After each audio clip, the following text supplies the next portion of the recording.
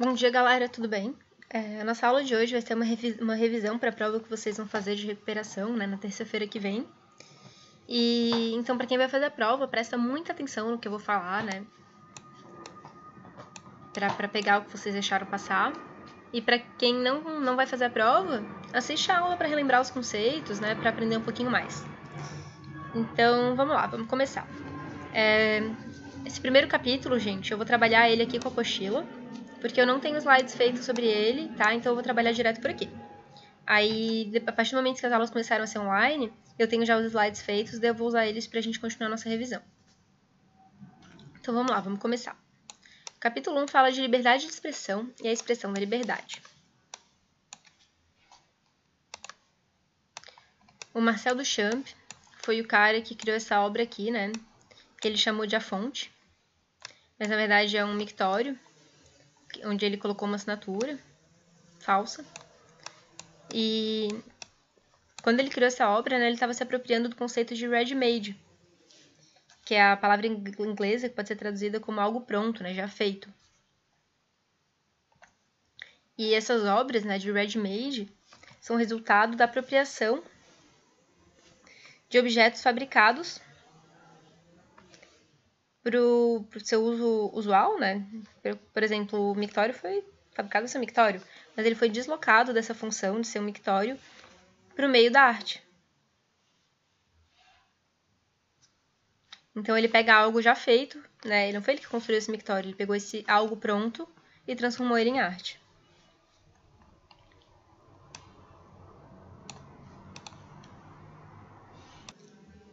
E o ready-made, né, e o trabalho do Duchamp estão buscando romper com essa ligação, né, da qualidade da obra com a técnica e o trabalho do artista.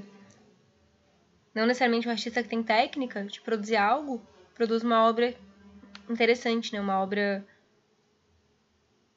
Enfim, interessante, uma obra que vai causar uma reflexão e...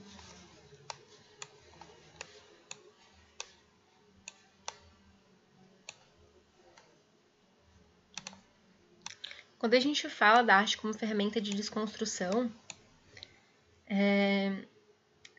eu tô querendo comentar, né, que muitos governos autoritários em várias partes do mundo, inclusive aqui no Brasil, fizeram uso da arte como instrumento para fortalecer o seu regime. E a arte também foi utilizada como ferramenta de manifestação crítica e de resistência, né, principalmente ali nos anos 60 e 70, quando a busca de liberdade de expressão fez com que muitos artistas criassem novos recursos para driblar os mecanismos de repressão. O artista Cildo Meirelles, né, que é o autor dessa obra aqui da imagem,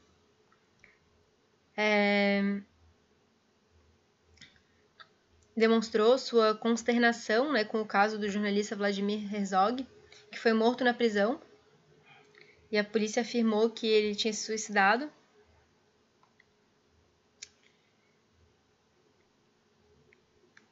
Que ele tinha se enforcado sozinho na prisão, né, se eu não me engano, foi isso que a polícia afirmou. Criando essa obra com a pergunta quem matou Herzog. Ele carimbou várias notas de um cruzeiro com essa pergunta, quem matou Herzog. E saiu distribuindo essas notas pela cidade de São Paulo. E a obra do Cildo Meirelles não estava na obra, né, na nota carimbada. A obra dele foi essa performance, né, essa atitude de distribuir as notas carimbadas.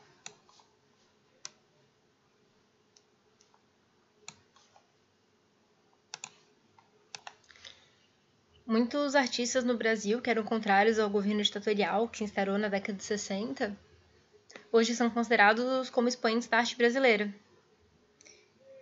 Na produção musical, eles usavam metáforas que criticavam o governo, né? Porque tinha censura, então eles eram obrigados a usar metáforas para que essas músicas passassem. E esse recurso também apareceu em outras manifestações artísticas, como o teatro, o cinema e também na dança.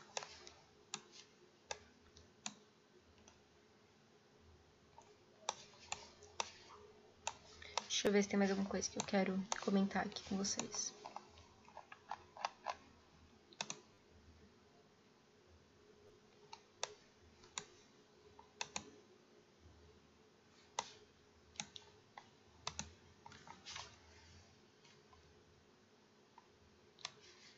Eu acho que aqui a gente já estava nas aulas online, né? Deixa eu verificar. Não, aqui ainda não tem slides também. Vamos seguir por aqui. Então a gente vai falar um pouquinho do impressionismo, né? E do neoimpressionismo. O impressionismo foi o primeiro movimento da arte moderna que rompia com os critérios clássicos da utilização da cor.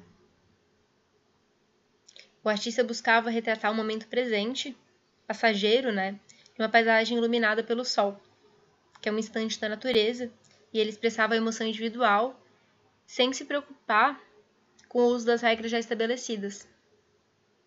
As pinturas eram preferencialmente feitas ao ar livre, e o nome impressionismo foi atribuído em alusão ao quadro A Impressão Nascer do Sol do Monet, que é esse quadro aqui da imagem.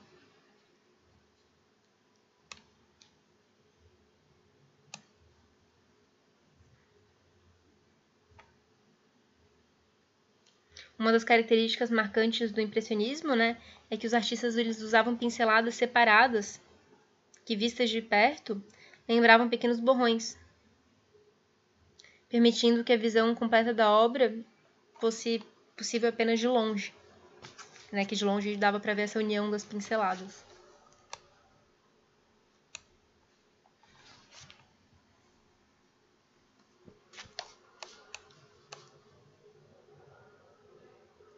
Os primeiros grandes pintores impressionistas, né, foram todos franceses. Monet, nessa primeira imagem aqui. Deixa eu aproximar um pouquinho para a gente conseguir ver os nomes das imagens.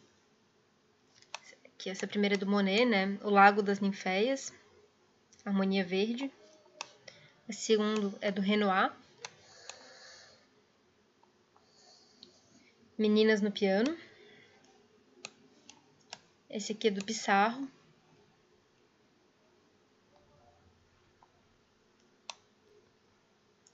Esse aqui é do Sisley.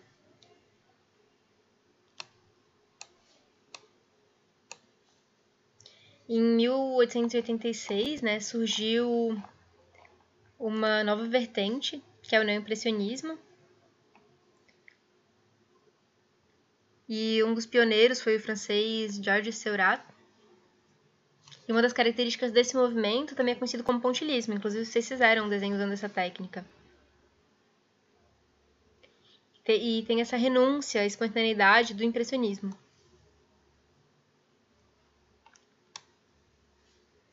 Deixa eu ver se tem mais alguma coisa aqui que eu quero falar pra vocês. Acho que não, acho que é isso.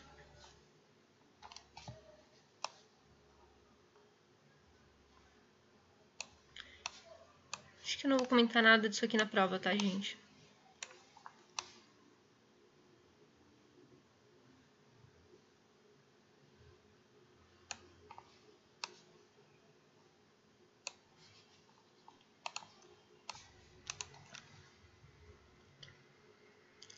Agora a gente entra no próximo capítulo, né, que é busca pela transcendência e tendências decorativas.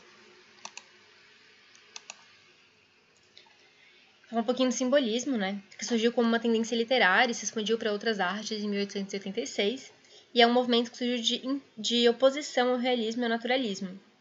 Tinha interesse pelo particular e pelo individual e dava ênfase no imaginário e na fantasia. Né, ele trazia uma representação da realidade por meio das metáforas e a simplificação do desenho e da valorização da cor, né? Essas obras são bem coloridas. No teatro, eles trouxeram uma concepção mais simples e mais leve do espaço, dando importância para a iluminação cênica, rejeitando a visão realista da vida, e traziam representavam, né, nas pinturas, agora a gente está falando do teatro, na verdade, né? A gente representava no teatro ideias e sentimentos. E eles davam destaque ao som, luz, cor e movimento.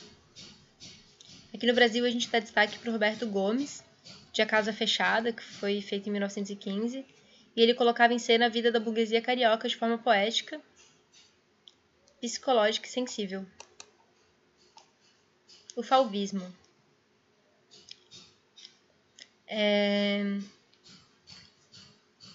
Fauvismo, né, vem desse nome de as feras, Les Fauves.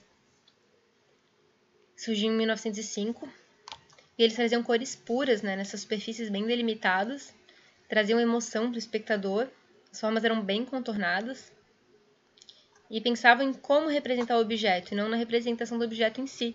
Então era mais o processo, né? Essa imagem aqui é do Henri Matisse, e ele trazia cores puras em superfícies chapadas. Vocês percebem que não tem uma mudança gradual de cor, né? É um azulzão, um verdão, é tudo... A cor tá bem pura, ela não tá misturada.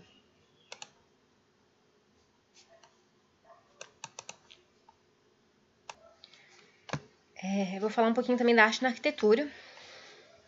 Primeiro eu vou trazer esse contexto histórico, né? A gente está falando do final do século XVIII. A industrialização, que veio da Revolução Industrial, gerou na Inglaterra um alto nível de desemprego. As jornadas de trabalho eram muito extensas. As pessoas estavam vivendo uma condição dramática, né? A população mais pobre estava muito pobre. E, paralelamente, a arte também está passando por uma crise. Surgiu um conflito entre a arquitetura, que a gente considera ali a arte, né, e a engenharia, que é a ciência. À medida que a ciência está avançando e os artistas estão se escondendo atrás de um academicismo e do romantismo que são exagerados, os arquitetos estão buscando inspiração nos estilos históricos. E aí surgiu o ecletismo. Esse termo é a combinação de diferentes estilos históricos em uma única obra, sem produzir um novo estilo. E os artistas fizeram ressurgir as artes egípcias, grega, gótica e renascentista. Estava rolando uma acirrada competição pela atenção do público, o que fez ali uma colcha de retalhos, né? Um mosaico de estilos. E surgiu também a arte nouveau, que buscava novas possibilidades de construção, foi desenvolvida com maior intensidade na Europa e nos Estados Unidos, e valorizava a ornamentação por meio de linhas curvas. E tinha a natureza como inspiração, e usavam principalmente ferro e vidro para demonstrar soberania e beleza. Ó, aqui o ferro, né, o vidro. Isso aqui é uma imagem da arte nouveau no Brasil. Também tem a arte déco, que surgiu na Europa nos anos 20 e 30, atingiu o auge em 1925, com a Exposição Internacional de Arte Decorativa e Industrial Moderna, que foi feita em Paris, e ela já diferente da arte nouveau, que privilegia as linhas curvas, ela privilegia as linhas retas ou circulares estilizadas, formas geométricas e o design abstrato. Também aparecem animais e formas femininas. Teve referências de várias fontes e movimentos, como africanas, astecas, egípcias, clássica, rococó, cubismo, abstracionismo e futurismo. E ela trazia a ideia de um design mais funcional, que facilitasse a produção em massa. Agora a gente entra no capítulo 4, quebra de paradigmas. A gente está falando do começo do século XX, com muitas mudanças que já estavam em curso no final do século XIX, né? Rolou a Primeira Guerra Mundial, a Revolução Russa, regimes totalitários na Europa, e os artistas europeus começaram a apresentar nas obras um interesse que não era baseado nas regras do passado na arte ocidental. Então a gente vai falar agora da arte moderna e as vanguardas artísticas do século XX. Elas englobam todas as linguagens artísticas, rompem com os padrões corretos e de bom gosto, e acabam com a ideia de que a arte precisa ser representativa, né? De que ela precisa imitar a realidade. Eles recusam a reprodução de um ideal de beleza e apresentam as agonias e os anseios que eles estavam vivendo naquela época, criando suas próprias regras, e esses movimentos eles surgiam e desapareciam em poucos anos, e eles influenciaram rupturas artísticas de outras partes do mundo. O expressionismo surgiu na década de 90 e ele buscava expressar emoções subjetivas e as respostas que os objetos ou as ações poderiam despertar dentro das pessoas. Eles traziam distorções, sínteses e exageros primitivos, exploravam as fantasias, utilizavam cores vivas, desenhos chocantes e cenas violentas. Inclusive, ele foi condenado pelo nazismo, né, como uma arte degenerada por causa dessas características aqui, né, dos desenhos chocantes, as cenas violentas, esses exageros primitivos, as distorções, e também porque eles faziam essa crítica à situação social, né. Ele atingiu diversos setores da arte, como a pintura, a literatura e o cinema, a música, a dança e o teatro. E não tinha líderes nem manifestos. Outros movimentos vão ter, a gente vai ver mais pra frente. E também não tem uma época nem uma geografia específica. E vários artistas de vários lugares absorveram esse estilo. Aqui eu trouxe duas imagens, né, que são de artistas desse movimento, né, como Van Gogh, A Noite Estrelada, e A Menina Doente, do Munch. Na dança, o expressionismo também influenciou, né, ali por 1920 e 1930, e surgiu a dança-teatro. E aparecem nomes como a Mary Wigman, o Kurt Jossi, que foram influenciados, né, pelo Rudolf Laban. O Laban desenvolveu uma metodologia bem interessante, né, da análise do movimento, que a princípio ela tinha sido direcionada para o treinamento de operários, mas ela possibilitou uma compreensão da movimentação humana em geral. O Laban chegou à formulação de uma análise de elementos do movimento e suas combinações, que ele chamou de corêutica.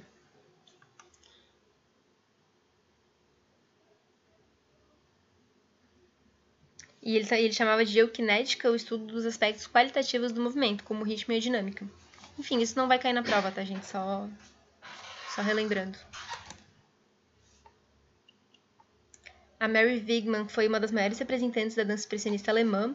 Ela trazia uma dança mais livre, que rompia com aquela técnica fechada, né, do balé clássico. E ela expressava o destino trágico do indivíduo e da humanidade, né, com essa dança, com gestos bem fortes e grotescos. E ela, às vezes, utilizava máscaras. E o Kurt Jossi, ele não rompeu 100% com a técnica do balé clássico, mas ele eliminava esse virtuosismo do balé e explorava várias possibilidades de expressar o gesto. Ele trabalhava com formas do teatro por meio da dança, trazia temas sociopolíticos, né, e uma ação dramática carregada de sentimentos. E ele mantinha essa precisão formal da estrutura de produção, que vem do balé, né.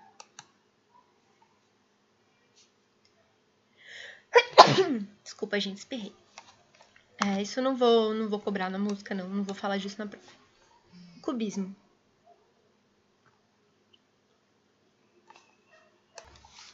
Foi um dos estilos mais influentes nas artes visuais do século XX e foi criado principalmente pelo Picasso e pelo Braque, em Paris, ali por 1907, 1914. Eles enfatizavam a superfície plana, bidimensional do plano pictórico, e eles rejeitavam as técnicas tradicionais da perspectiva e do esboço, modelagem e sombra. Eu já vou mostrar isso mais pra frente para vocês. Os objetos eram pintados como se eles estivessem abertos na tela, e as pinturas eram compostas por objetos fragmentados em forma de cones, esferas e cilindros. Eu passei demais, peraí. A origem do nome cubismo vem de observações feitas por um crítico, né, o Luiz Valcelles, que ironicamente descreveu em 1908 o trabalho Casas d'Eustach do Braque como sendo composto por cubos, que é essa imagem aqui. E a gente também pode perceber, né, um pouco de referência das pinturas do Cézanne nas pinturas do Braque, né, as cores, os formatos. Essa imagem aqui, que são as Senhoritas de Avignon, que foi feita pelo Picasso em 1907, foi uma das imagens que fundamentou o estilo, mas ela ainda não era uma obra cubista. Ela começou a trazer elementos desse movimento.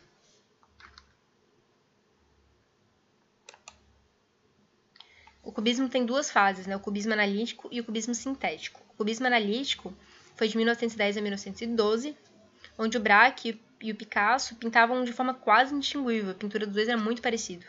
Eles tinham uma preocupação com a estrutura das formas e eles decompunham os objetos. E as composições eram quase monocromáticas, né, de uma cor só. Então a gente não consegue nem perceber o que tá na imagem, né, de tão decomposta que ela tá. Essa imagem aqui é um homem com um violão, do Braque. E já no cubismo sintético, as obras enfatizam a combinação ou síntese de formas nas imagens que permanecem planas e fragmentadas, mas elas são maiores e mais decorativas. Olha a diferença aqui da imagem, olha como elas já são... Opa, passei um monte, gente, sem querer. Como elas já são maiores, né? Aquelas menores e mais decompostas, e aquelas são um pouco menos decompostas e maiores, mas ainda bem fragmentadas.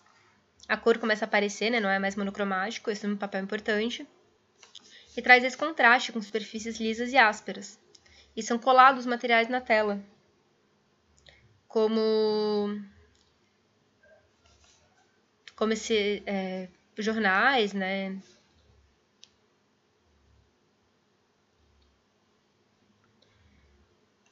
Ai, gente, desculpa, me distraí aqui, meu. A pessoa do lava-carta vem trazer o carro e me distraí. Perdão. São colados materiais na tela que geram esse contraste com a pintura.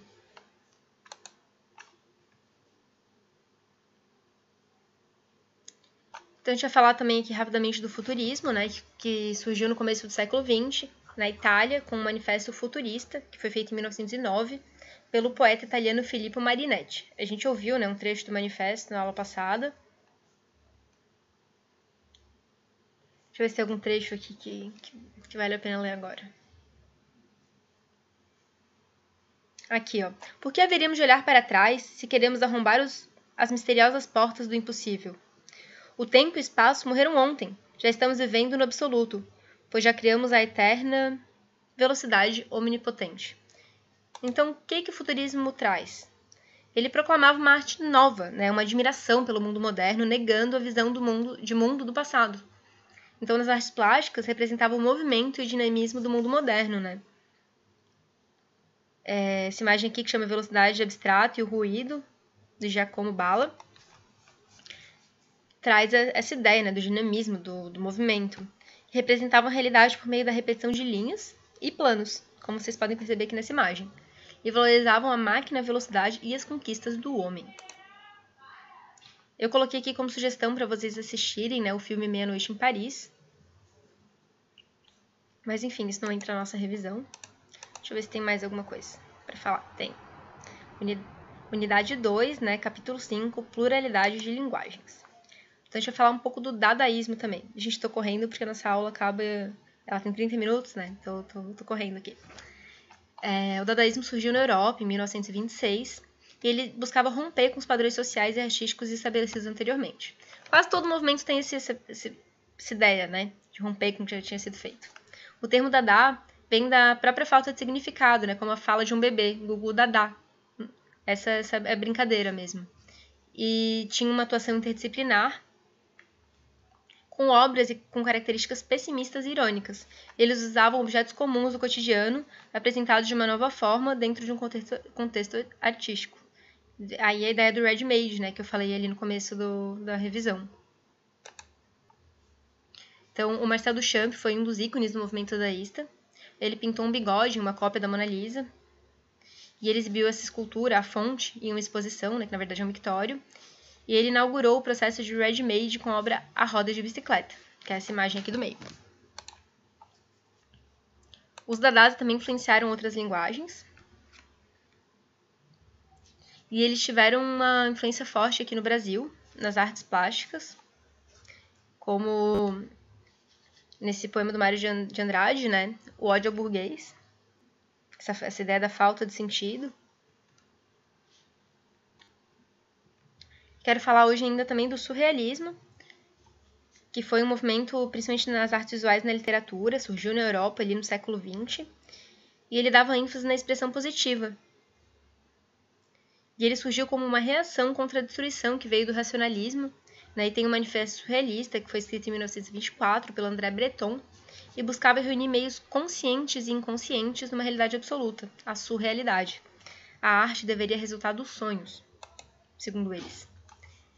Então são manifestações estranhas e ilógicas, como as imagens dos sonhos das alucinações, como vocês podem ver nessa imagem aqui, do Max Chagall. O Magritte organizava as figuras e locais, forçando o observador a ter uma visão mais profunda sobre o que estava à sua frente. Então ele distorcia as coisas, né?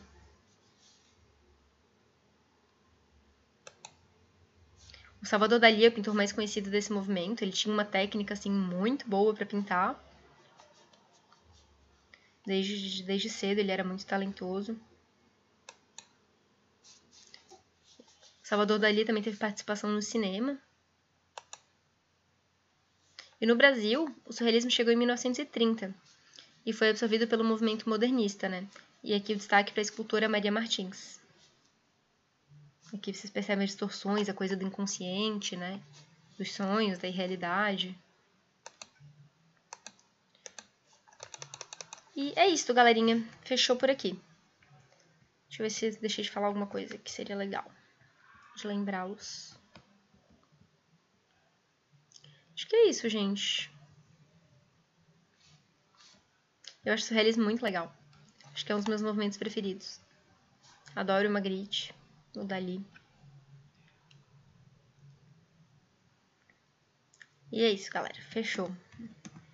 A nossa prova corre terça-feira que vem. Vai cair... Eu passei por escrito pra vocês, né? Posso até dar uma olhadinha aqui. Acabou que sobraram 5 minutos. Fui correndo achando que não ia dar tempo e sobraram 5 minutos de aula.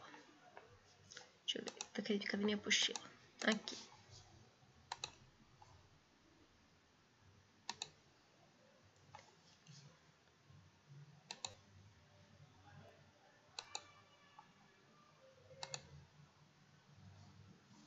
Então, na prova de vocês cai, ó. Unidade 1, né? Capítulo 1, liberdade de expressão de liberdade.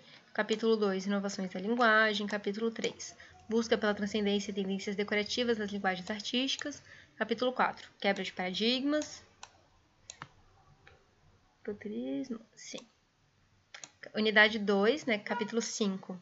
Vai cair até o surrealismo aqui, ó, página 42. Então, do começo da apostila até, na verdade, aqui, ó, página 44. Beleza, galerinha? Vou encerrar nossa aula aqui que meu cachorro tá doidão. Que tem alguém buzinando. Um beijo pra vocês e boa semana. Até a nossa prova.